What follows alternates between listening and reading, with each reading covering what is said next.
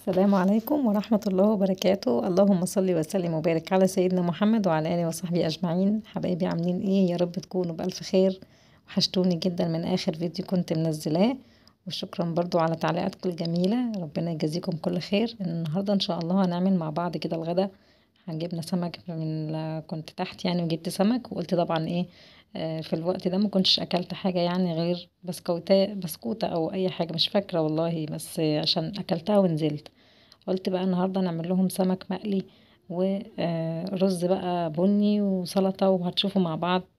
هنشوف مع بعض دلوقتي الغدا ان شاء الله. النهارده كده ايه يعني تغيير. زهقوا هما من الاكل الطبيخ والمكرونات وكده، فقلنا نعمل لهم سمك. نبدأ كده ان شاء الله. كده كنت عاملة كوب كيك. طبعا انا كنت يعني عاملاه وما نزلتش بيه فيديو لان انا كنت عاملاه قبل كده على القناة. تمام. وبحب كده زي ما انتم شايفين، بحب ارش عليه شوية جوز هند. ان شاء الله اللي معانا لسه جديد على القناة يا ريت تحط لايك وتفعل زر الجرس عشان يوصلك مني كل جديد. بقول لكم اهو ما تنسوش اللايك والاشتراك. وهنحط كده يعني كوباية نسكافيه كده على السريع مع الكب كيك كده، عشان الواحد يعني خلاص بقى اتعود ان هو لازم كوباية النسكافيه ديت على الصبح. لو ما شربناهاش الصبح نشربها اخر النهار. بصوا طريقة الكب كيك جميلة جدا وحلو وسهل وبيعجب الولاد جدا وخفيف، حتى ينفعك برضو في اللانش بوكس في ايام المدارس يعني. هنخلص كده الكوباية بتاعتنا دي اللي هي بقت خلاص بقت اساسي عندنا في البيت. تحسوا ان احنا بقينا مدمنين ولا ايه؟ مش عارفة. يلا اتفضلوا معانا. هنروح بقى على الحوض كده عشان هنشوف السمك بتاعنا. كنت شربت طبعا نسكافيه وقلت اخلص بقى واروح. انا منضفه السمك بس بعيد عليه تنظيف في البيت طبعا تحت الحنفيه، عشان بيكون القلب بتاعه لسه طبعا مش نظيف. فانا بنضفه كويس جدا وبعيد عليه طبعا كذا مره، وبغسل بملح وبرجع يعني كذا مره اشطفه عشان ما يبقاش في ريحه زفاره. تمام. طبعا انا هشطف بقى مع نفسي عشان ما اطولش عليكم برضو. وكمان هنشوف مع بعض التتبيله. هنحطه بقى في الطبق اللي انتوا ايه شايفينه ده. لو وصلنا هنا نصلي على الحبيب المصطفى عليه افضل الصلاه والسلام. وان شاء الله نحط لايك لو لسه ما حطيناش لايك. اهو بصوا انا نضفته بقيته يعني بصوا بقى شكله حلو جدا. هنحط بقى التتبيله معانا. دي هريسه شطه، ماشي، فلفل احمر، هو طبعا بيبقى حامي مش بارد، وتوم. وهنا معانا حاجة السلطة هنا جنبي كنت جهزتها، بس يعني الفيديو ده بقاله فترة فانا مش فاكرة أنا كانت مغسولة ولا لا، بس ما علينا يعني. هنحط كده نبدأ نحشي. معانا الخلطة دي فيها ايه؟ فيها فلفل احمر على توم على شوية خل وليمون. ولو عندك بهارات سمك تمام ضيفي يعني فيها بهارات سمك. انا عن نفسي لما باجي اكل السمك يعني باكلها عادي. انا عندي طبعا ولاد ما بيحبوش الخلطة عشان بتبقى يعني مشطشطة شوية. هنا تبلت السمك وخلصت معانا، وقلت اما اعصر عليه كده كام ليمونة، عشان انتوا عارفين السمك بيحب الكمون والايه والليمون. هنتبله كده مع بعض وهنشققه بالسكينة كده، هنعمل فتحات يعني عشان ندخل التتبيلة وبيديله كمان طعم حلو في قلب اللحمة بتاعته من جوه. تمام. اهو زي ما انتوا شايفين كده انا مشققاها كده ايه يعني بالسكينة عشان يدي طعم حلو للحمة. هنشوف مع بعض بقى. طبعا مجهزين جنبنا البصل. هنعمل طبعا مع بعض الرز. هنا الخضرة للسلطة، وهنا كنت خلاص يعني غسلت السلطة برضو. بصوا والحاجة على البوتاجاز بحب اخلص كله. هنا هو عملت البصلاية فرمتها. يلا بقى على البوتاجاز عشان هنشوف هنعمل رز الصيادية ازاي. في ناس بتحبه بني، وفي ناس بتحبه فاتح، في ناس بتحب عليه شعرية. انا الطريقة دي بحبها. هو الرز سمك عايز رز بني زي اللي انا هعمله دلوقتي. هنحط معانا الزيت. طبعا ما بنستعملش سمنة، هنحط الزيت معانا وهننزل بالبصلاية. وان شاء الله كده هنشوحها لحد ما توصل لدرجة لون هوريها لكم عشان تديكوا اللون الغامق للرز اللي هو رز السمك، رز الصيادية. هنفضل نقلب كده لحد ما نوصل للون اللي احنا عايزينه. طبعا انتوا تقولوا ده البصلة اتحرقت هتعمل مرارة في الاكل، لا بالعكس، بتدي لون حلو قوي قوي للرز، ولا بتمرر ولا اي حاجة. تمام. انا هنا زي ما شفتوا حمرتها ورحت غسله الرز بتاعي.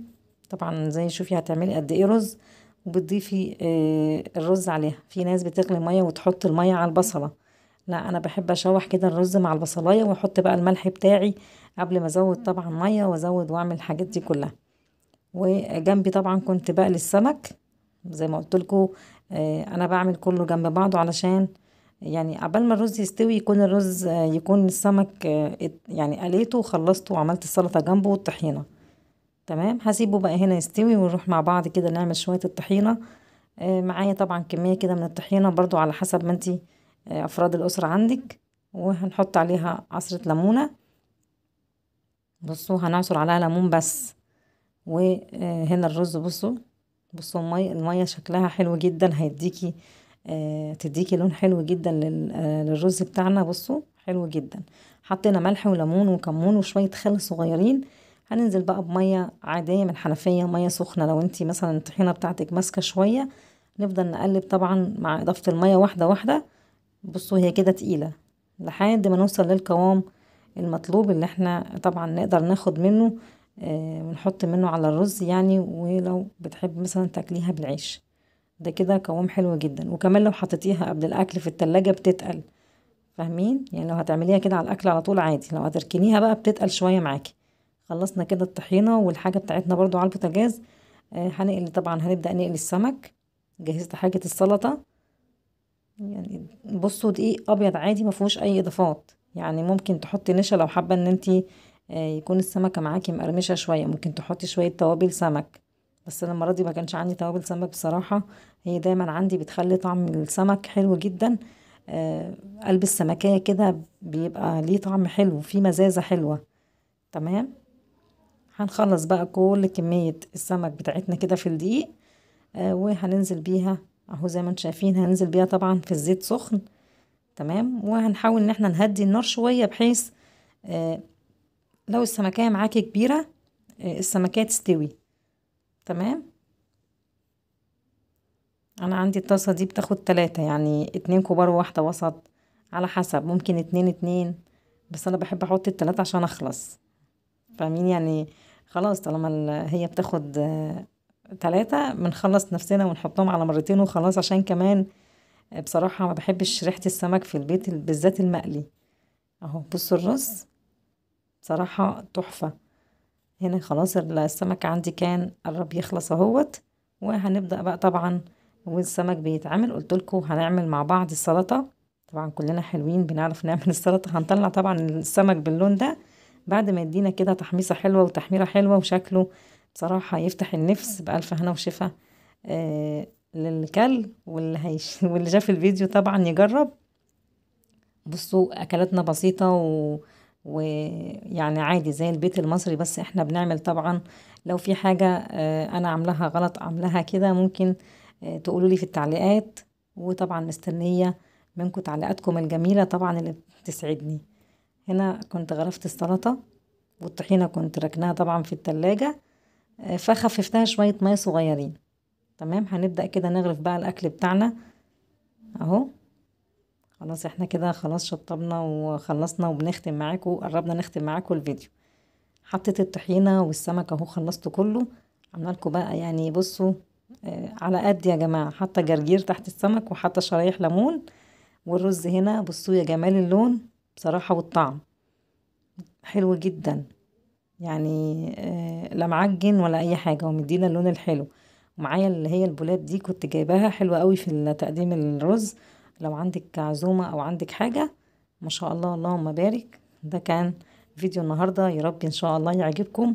مستنية بقى تعليقاتكم ومستنية كلامكم الجميل. واشكركم جدا على مشاهدتكم للفيديو واللايك والاشتراك بقى. ولو لسه معانا جديدة اهلا وسهلا بيكي. اشوفكم على خير في فيديو جديد ان شاء الله باذن الله. كان معاكم دعاء صلاح، والسلام عليكم ورحمة الله وبركاته.